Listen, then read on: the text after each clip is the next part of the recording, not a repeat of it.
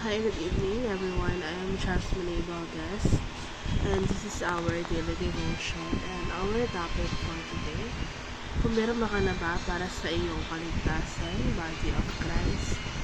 Um, it says here in Romans 12:45, for just as each of us has one body with many members, and these members do not all have the same function.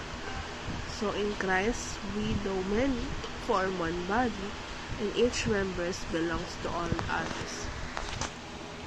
So, this topic is teaching us that we are one family in Christ, kahit ano pa man ang ating um, pinagmulan. Any ethnic group, any city na pinagmulan natin, iisa lang tayo sa Panginoon at pantay-pantay tayo sa kanyang paningin. So we need to treat others as you would treat your own body. So we should not be looking down on one another or looking up na parang mas mataas na kaysa sa Panginoon.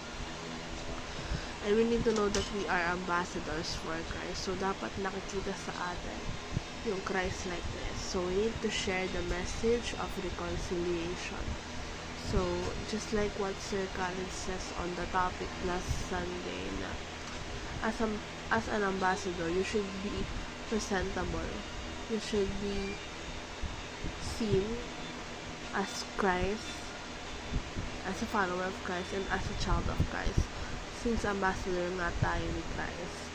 And also, we need to continue to work on Christ. So, we need to continue to work on healing and restoration.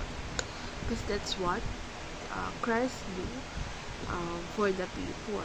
And why should we treat others or you would treat your own body? Because lahat tayo pinanganak ng selfish. So, walang tao na hindi mahal yung sarili niya. So, we should love others as we love ourselves.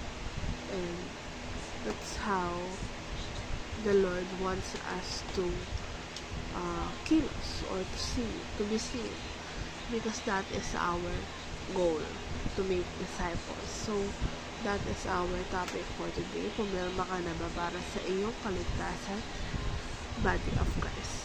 Have a good day and bye for now.